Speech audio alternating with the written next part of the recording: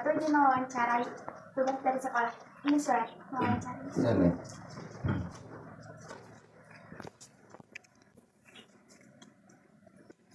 Selanjutnya Yang ke satu sih, apa itu tradisi ngembang? kalau tradisi ngembang itu udah budaya di kampung Ciherang. Terus selanjutnya kedua ya, apa tujuan diadakannya tradisi ngembang? Tujuannya itu udah ada dari zaman nenek moyang. Jadi udah dari zaman dulunya ritual ngembang diadakan sama orang tua dulu yang udah nggak ada.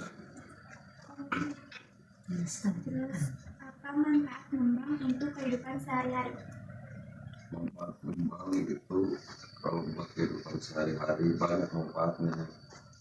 Kita kan di ngembang itu mendoakan orang yang udah nggak ada gitu ya, seperti kayak kakek-kakek kita yang buyut-buyut kita udah nggak ada, didoain sama kita semua gitu. Makanya ritualnya ngembang gitu.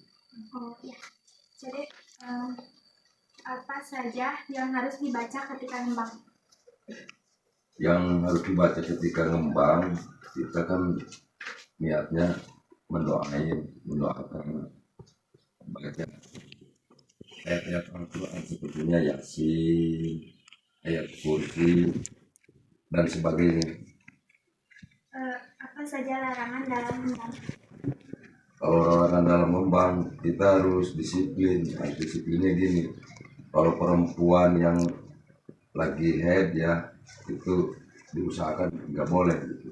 Kan tujuan ngembang itu harus orang-orang yang udah yang bersih gitu, bersih dirinya.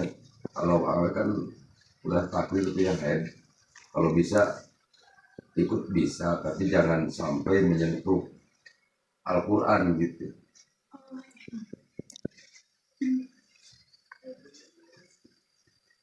Makan siapa yang biasanya dijadikan tujuan dalam tradisi ngembang? Itu tergantung yang kita punya keluarga misalnya ya, tujuannya kita mengembang, itu tujuannya ke kuburan tahun kita masing-masing. Seperti neng punya kakek, punya uyut, itu misalnya siapa yang mimpinya kita di keluarga neng gitu. Apakah dalam ngembang ada ketentuan jumlah orang?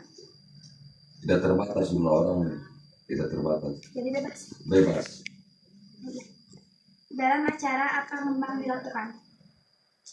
Kalau menurut di kampung Ciherang itu setiap hari raya Idul Adha, sesudah hari raya Idul Fitri, tradisi ngembang itu masyarakat kampung Ciherang khususnya berduyun-duyun ngembang ke misalnya ke orang tuanya yang udah meninggal, ke neneknya, ke kakeknya, ke uyutnya gitu. Di mana tempat dilakukannya tradisi ngembang? Kalau tradisi ngembang di kuburan, misalnya di kuburan nenek kita sama yang udah meninggal gitu, di kuburan tempat umum.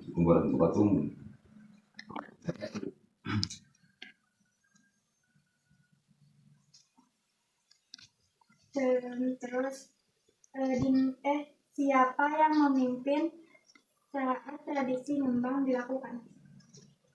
Yang memimpin acara ngembang dilakukan itu tadi tuh udah dibahas tadi ya. Itu kan misalnya neng punya uyut udah meninggal, bapak udah meninggal, saudara gitu ya. Itu kan dipikirnya setiap siapa yang dituakan di keluarga neng gitu neng, siapa gitu, ntar dipikirnya sama yang dituakan sama keluarga neng itu yang mukanya gitu.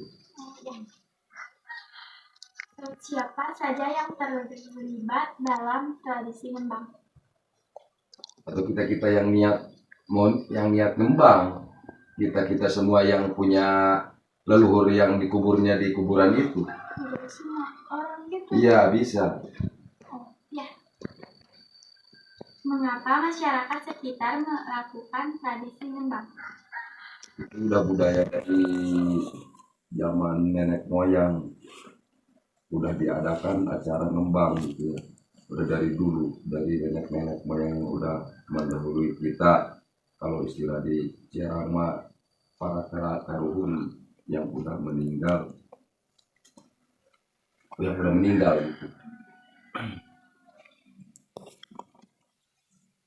Bagaimana urutan pelaksanaan tradisi ngembang? Urutan pelaksanaan tradisi ngembang. Jadi maksudnya gitu apa urutannya gitu ya. Kita misalnya mau acara ngembang ya, kita persiapan dari rumah. Kalau tradisi di kampung bapak mah di sini kita dari rumah berduyun-duyun ke kuburan bawa bawa nasi tumpeng, bawa seperangkat alat mendoakan seperti Al-Quran apa ya gitulah. Jadi sesudah baca Al-Quran mendoakan yang udah nggak ada, kita kan jalan dari sini ke kuburan merasa lelah, merasa capek, langsung kalau yang mau makan di situ langsung makan di situ gitu.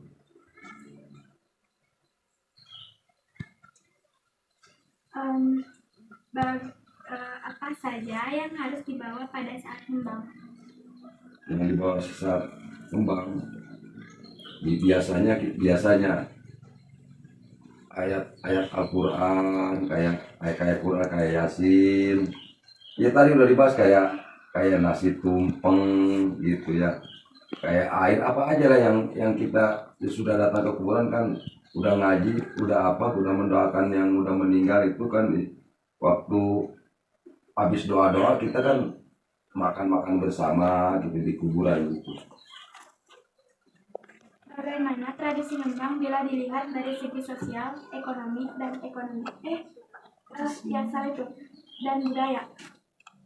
Kalau di sisi ngembang itu nilainya positifnya, positifnya gini, kan itu jadi kita semua melestarikan peninggalan leluhur kita gitu. Di sisi positifnya ada. Apa saja tradisi-tradisi yang ada di desa Cibuga? Kalau tradisi yang ada di Kesatuan Jerang, kalau desa Cibuga maksudnya di Kesatuan Jerang. Ya, termasuk. Iya. Ya misalnya kalau dari segi kegiatan mau seren tahun, sedekah bumi, melihat sisi itunya apa, musik tradisionalnya angklung, dok lojor sama aja, rengkong, rempugan yang kayak ibu-ibu yang mau nikah tuh di Isung gitu ya, itu aja. Apa saja nilai yang terkandung pada tradisi ngembang? Nilai yang terkandung pada tradisi ngembang banyak nih. Itu kan di sisi lain kan itu masih apa budaya gitu, budaya di kampung bapak di sini banyak dari sisi lain gitu apa. Jadi kita saling mendoakan gitu ya, kita mendoakan leluhur kita yang udah nggak ada, leluhur kita sebaliknya kayak ada kata orang tua ngedoain kita gitu, jadi saling.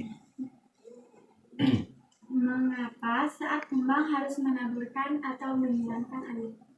Kan itu istilahnya Neng, itu kan kita mau membangkitkan orang yang udah meninggal tuh ya, itu kan air doa namanya.